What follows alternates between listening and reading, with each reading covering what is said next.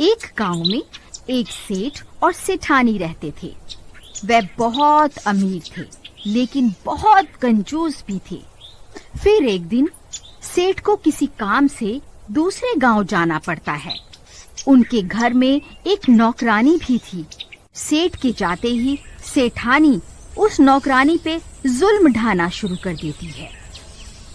वह नौकरानी दिन भर घर का काम करती, लेकिन सेठानी को कभी भी उस पर दया नहीं आती थी और वह हमेशा उसे डांटती रहती थी। वहीं दूसरी तरफ गांव में एक कुआं था। बहुत समय पहले एक औरत ने उस कुएं में गिरकर अपनी जान दे दी थी। तब से उस कुएं से अजीब अजीब सी आवाजें आने लगी थी। कोई भी उस कुएं के पास जाने की हिम्मत नहीं करता था। फिर एक दिन रोज की तरह विमला घर का काम कर रही होती है। ए विमला, आज तो दोपहर हो गई और अब तक तेरा काम खत्म क्यों नहीं हुआ? लगता है महारानी आज देर से सोकर उठी है।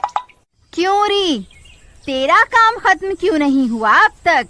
नहीं नहीं मालकिन, ऐसा नहीं है। आज मेरी तबीयत कुछ ठीक नहीं है, इसलिए आज सुबह उठने में थोड़ी देर हो गई। मैं कल से जल्दी उठ जाऊंगी। आज हमारे घर कुछ मेहमानों ने आना है और घर में थोड़ा सा ही पानी बचा है। तू नदी से थोड़ा पानी भर कर ले आ। लेकिन मालकिन, अब तो शाम होने वाली है और नदी तो गांव से दूर है। मुझे लौटने में रात हो जाएगी। अगर आप कहें तो मैं कल सुबह सुबह पानी भर कर ले आऊं? नहीं नहीं, तेरा दिमाग खराब तो नहीं हो गया? तूने सुना नहीं कि मेहमानों ने आ जाना है, तो पानी की जरूरत भी तो आज ही होगी ना। मुझे नहीं पता, कहीं से भी 2 घड़े भरकर पानी लेकर आ। फिर विमला उदास परेशान मन से 2 घड़े अपने सर पर रखकर पानी भरने चल देती है। थोड़ी दूर चलने पर वह उसी चुड़ैल के कुएं के पास से गुजरती है। अरे, ये तो शाम हो गई। मुझे नदी से लौटने में जरूर रात हो जाएगी।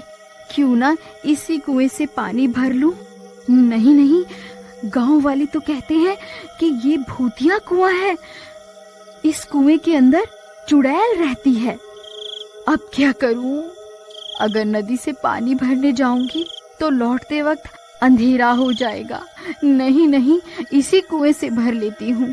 फिर वह उस कुएं के पास पानी भरने पहुंच जाती है।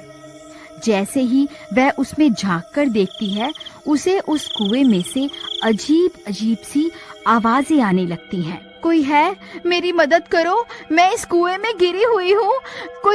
कोई मेरी जान बचाओ, मेरी मदद करो। अरे, ये कौन है? ये तो कोई लड़की की आवाज है। लगता है इसे मेरी मदद की जरूरत है। तुम कौन हो? तुम इस कुएं में कैसे गिर गई? क्या तुम मुझे सुन सकती हो? फिर जैसे ही विमला कुएं में झांक कर देखती है, तभी वह कुएं की चुड़ैल उसे कुएं के अंदर खींच लेती है। बचाओ बचाओ, कोई है? कोई मेरी जान बचाओ। हे भगवान, मेरी मदद करो। तभी विमला के सामने एक चुड़ैल आकर खड़ी हो जाती है। विमला बहुत डर जाती है। हा हा हा हा हा हा हा। आज बहुत सालों के बाद कोई इस कुएं की तरफ आया है। मैं कब से इसी कुएं में इंतजार कर रही थी। आज जाकर मेरा इंतजार खत्म हुआ। मुझे छोड़ दो, मुझे जाने दो। गांव वाले सही कहते थे, इस कुएं में चुड़ैल का वास है। तभी वह चुड़ैल विमला के शरीर में घुस जाती है और फिर वह चुड़ैल कुएं से बाहर निकल आती है। फिर वह दोनों खाली मटकों को अपने सर पर रखकर वापस अपने घर की ओर चल देती है और थोड़ी देर में घर पहुंच जाती है। घर पर मेहमान आ चुके होते हैं। ए विमला, जल्दी जाके सारा पानी रसोई घर में रख दे और जल्दी से हम सब के लिए भोजन तैयार कर दे। मेरे भाई को पनीर की सब्जी बहुत पसंद है। चल निकल यहाँ से। तेरी इतनी हिम्मत? मुझे हुक्म देती है? ले, खुद ही भर के पानी ले आ इसमें। इतना बोलकर वह दोनों घड़ों को जमीन पर पटक देती है। अरे दैया रे, इसकी हिम्मत तो देखो। भाभी, आपने अपनी नौकरानी को बहुत सर चढ़ा रखा है। इसकी हिम्मत तो देखो। इतना गुस्सा, इसने तो दोनों घड़े ही तोड़ दिए। ए विमला, ये तूने सही नहीं किया। तूने मेरे मेहमानों के सामने मेरी बेइज्जती करके अच्छा नहीं किया। तुझे इसकी सजा जरूर मिलेगी। जल्दी से ये टूटे हुए घड़े समेट और जाकर खाना बना। अच्छा, तो अब तू मुझे हुक्म देगी? तेरी इतनी हिम्मत? मैं बहुत थक गई हूँ। चल, जाकर मेरे लिए एक गिलास खून भर कर लेकर आ। भाभी, ये तो खून मांग रही है। आपकी नौकरानी खून भी पीती है? अरे तुम दोनों रुको, इसे मैं सीधा करता हूँ। ए नौकरानी कहीं की, लगता है तू ऐसे नहीं मानेगी। तभी बबलू चुड़ैल के बाल पकड़ लेता है और जोर जोर से उन्हें खींचने लगता है। क्यों? अब बोल। अभी तो बहुत बोल रही थी, अब तेरी बोलती कैसे बंद हो गई? तभी चुड़ैल उसके हाथ पर जोर से काट लेती है। अरे मर गए रे, ये भूखी तो मेरा हाथ ही चबा गई। हाय मेरा हाथ। अरे रेखा, ये देखो इस नौकरानी ने मेरा क्या हाल कर दिया। हाय, बहुत दर्द हो रहा है। तेरी इतनी हिम्मत, तूने मेरे भाई का ही हाथ काट खाया? रुक, तुझे अभी बताती हूँ। फिर सेठानी विमला को सबक सिखाने के लिए आगे बढ़ती है। तभी विमला उसके बाल पकड़ लेती है। क्यूरी मोटी, तू मुझे सबक सिखाएगी? अब बोल, अब तेरी जुबान बंद कैसे हो गई? हे भगवान, इस विमला को आज ये क्या हो गया? ये तो किसी से भी नहीं डर रही। ए विमला, मेरे बाल छोड़ दे, नहीं तो अच्छा नहीं होगा।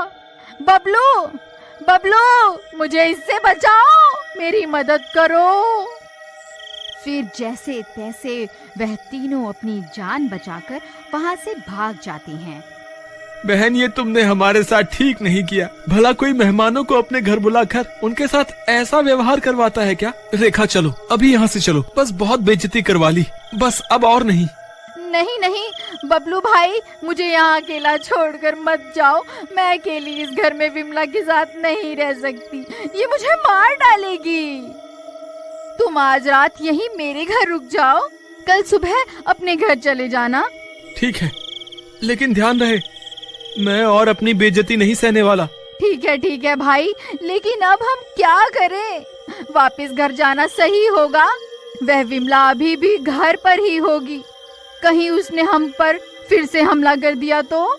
हम थोड़ी देर यहीं इंतजार करते हैं। थोड़ी देर में विमला सो जाएगी, फिर हम लोग घर चलेंगे। फिर थोड़ी देर इंतजार करने के बाद वह लोग फिर से वापस अपने घर की ओर चल देते हैं। अजी जरा झांक कर तो देखिए, विमला है या सोने चली गई? फिर बबलू झांक कर देखता है। अरे कोई नहीं है, डरने की कोई बात नहीं है, रास्ता साफ है, चलो अंदर चलते हैं। फिर वह तीनों दबे पांव घर के अंदर घुस जाते हैं और इधर उधर देखने लगते हैं। अरे कोई नहीं है, चलो अब सब सो जाते हैं, सुबह होने दो। इस नौकरानी को तो मैं सबक सिखाऊंगा। फिर रात के 3 बजते ही विमला पूरी तरह से चुड़ैल बन जाती है। वह बहुत डरावनी बन जाती है। फिर वह अपने कमरे से निकलकर बाहर आती है, जहाँ वह तीनों सो रहे होते हैं। उस चुड़ैल को बहुत भूख लग रही होती है। तभी उसे बबलू की टांग दिखाई देती है। वह बबलू के पास जाती है और उसकी टांग को चबाने लगती है। तभी बबलू की नींद खुल जाती है। अरे मर गए रे, बहुत दर्द हो रहा है। अरे ये चुड़ैल कहाँ से आ गई? अरे रेखा जल्दी उठो, देखो ये चुड़ैल तो मेरी टांग ही चबा गई। अरे मर गए रे, आज हम ये कहाँ फंस गए। तभी रेखा और सेठानी की नींद खुल जाती है।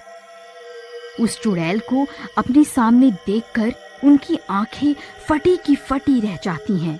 उन्हें कुछ समझ नहीं आता कि अब क्या करें। अजी, ये तो वह नौकरानी विमला ही है। ये तो चुड़ैल बन गई। हम तो अच्छे भले अपने घर जा रहे थे, इस सेठानी की वजह से हम भी इसके साथ यहाँ फंस गए। अजी कुछ कीजिए ना। अरे मैं क्या करूं भगवान, ये तो हाथ धोकर मेरे पीछे ही पड़ गई है। पहले मेरा हाथ चबा डाला, अब मेरी टांग खा गई है। हाय बहुत दर्द हो रहा है, हाय मैं मर गया। मैं बहुत सालों से भूखी हूँ। अब मैं तुम तीनों को अपने कुएं में ले जाकर खाऊंगी। हा हा हा हा हा हा। ए, तेरी टांग तो बहुत स्वादिष्ट थी, सबसे पहले तुझको खाऊंगी। अरे मर गए रे, ये तो सबसे पहले मुझे ही खाने को बोल रही है। अरे भागो रे भागो, अपनी जान बचा कर भागो। अरे भागो रे, ये चुड़ैल तो पागल हो गई है, आज ये किसी को नहीं छोड़ेगी। अजी रुकिए, हमें यहाँ अकेला छोड़कर कहाँ जा रहे हैं? फिर वह दोनों भी बबलू के पीछे पीछे भागने लगती हैं।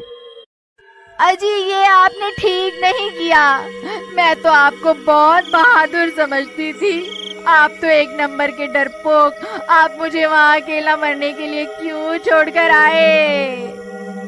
फिर इतना शोर शराबा सुनकर कुछ गांव वाले वहाँ पहुँच जाते हैं। अरे भाई क्या हुआ? तुम सब इतना घबराए हुए क्यों हो? तुम सब इतनी रात गए यहाँ इतना शोर क्यों मचा रहे हो? कहीं कोई चोर वोर तो नहीं आ गया? अरे नहीं भाई, हमारे घर की नौकरानी के ऊपर चुड़ैल का साया आ गया है। चुड़ैल ने उसके शरीर पर कब्जा कर लिया है। देखो उसने मेरी क्या हालत कर दी है। हम तो वक्त रहते वहाँ से भाग आए, नहीं तो वो हमें कुएं में ले जाकर कच्चा खाने की बात कर रही थी। क्या कहा भाई? कुएं में ले जाकर? कहीं वो कुएं की चुड़ैल तो नहीं जिसके बारे में सब गांव वाले बातें किया करते हैं? हे भगवान, मुझे तो लगता है ये उसी कुएं की चुड़ैल है। वो इतने सालों के बाद उस कुएं से आजाद हुई है, अब वो किसी को जिंदा नहीं छोड़ेगी। अरे भाई ऐसा मत कहो, तुम तो हमारी मदद करने के बजाय और डरा रहे हो। कोई तो उपाय होगा इस चुड़ैल से पीछा छुड़ाने का। भाई अगर हमें उपाय पता होता तो हम पहले ही इस चुड़ैल से छुटकारा न पा लेते। लेकिन भाई हमें कुछ न कुछ तो करना ही होगा। वो चुड़ैल किसी भी वक्त यहाँ आती होगी। जल्दी से कोई तरकीब सोचो, कोई तो रास्ता होगा। इस चुड़ैल की कोई ना कोई कमजोरी तो जरूर होगी। ये चुड़ैल हमें कुएं में ले जाकर खाने की बात कर रही थी। चलो हम उसी कुएं के पास चलते हैं। और फिर वह सब लोग उस कुएं की ओर चल देती हैं और कुछ ही देर में वह लोग वहाँ पहुँच जाते हैं। अजी मुझे तो लगता है हमने यहाँ आकर बहुत बड़ी गलती कर दी। ये कुआं तो उस चुड़ैल का घर है, वह यहाँ जरूर आएगी। मुझे लगता है हमने यहाँ आकर अपनी मौत खुद ही तय कर दी है। ऐसा कुछ नहीं होगा, मुझे लगता है ये कुआं ही उस चुड़ैल की सबसे बड़ी कमजोरी है। ये उसका घर है। उसने सालों तक इसी कुएं में रहकर इतनी सारी शक्तियों को हासिल किया है। अगर हम इस कुएं में आग लगा दें तो जरूर उस चुड़ैल की सारी शक्तियां खत्म हो जाएंगी। चलो हमें देर नहीं करनी चाहिए, जल्दी से इस कुएं में आग लगा देते हैं। इसके अलावा हमारे पास कोई और तरकीब भी तो नहीं है। फिर वह सब मिलकर सूखी घास और पेड़ की सूखी टहनियों को उस कुएं में डालने लगते हैं। तभी उन्हें डरावनी डरावनी आवाजें आने लगती हैं। ये कैसी आवाजें हैं? कहीं वो चुड़ैल यहाँ तो नहीं आ रही? अरे मर गए रे, वो देखो वो चुड़ैल तो यहीं आ रही है। आल तू जलाल तू आई बला को टाल तू, आल तू जलाल तू आई बला को टाल तू। हे भगवान हमारी रक्षा करो। तभी उन्हें दूर से वह चुड़ैल आते हुए दिखाई देती है। वह सब लोग उसे देखकर बहुत डर जाते हैं। ए गांव वालों, अच्छा हुआ तुम मुझे यहीं मिल गए। तुम सबकी मौत तुम्हें यहाँ खींच कर लाई है। ए चुड़ैल, हम तुझसे नहीं डरते। मुझे तेरी कमजोरी के बारे में पता चल गया है। तू हमारा कुछ नहीं बिगाड़ सकती। मैं तुझसे नहीं डरता। रुक, तुझे अभी मजा चखाता हूँ। बबलू भाई थोड़ी कम हेकड़ी झाड़ो, ज्यादा हीरो मत बनो। जिस तरकीब को लेकर इतना उछल रहे हो ना, अगर वो तरकीब फेल हो गई तो सबसे पहले ये तुम्हें ही कच्चा खाएगी। चल डरपोक, चल भाग यहाँ से। तभी बबलू एक मशाल में आग जलाकर उसे कुएं में फेंक देता है। देखते ही देखते कुएं से आग की बड़ी बड़ी लपटें उठने लगती हैं। ए मूर्ख इंसान, ये तूने क्या कर दिया? नहीं नहीं, ऐसा नहीं हो सकता। अरे मर गई रे, ये मुझे क्या हो रहा है? फिर देखते ही देखते वह चुड़ैल भी जलने लगती है और कुछ ही देर में जलकर राख हो जाती है और विमला उस चुड़ैल के चंगुल से आजाद हो जाती है। विमला, तुम वापस आ गई? तुम ठीक तो हो ना? मुझे माफ कर देना, मैंने हमेशा तुमसे बदतमीजी से बात करी। और तुम्हारे भोलेपन का फायदा उठाया। आज के बाद मैं तुम्हें कभी नहीं सताऊंगी।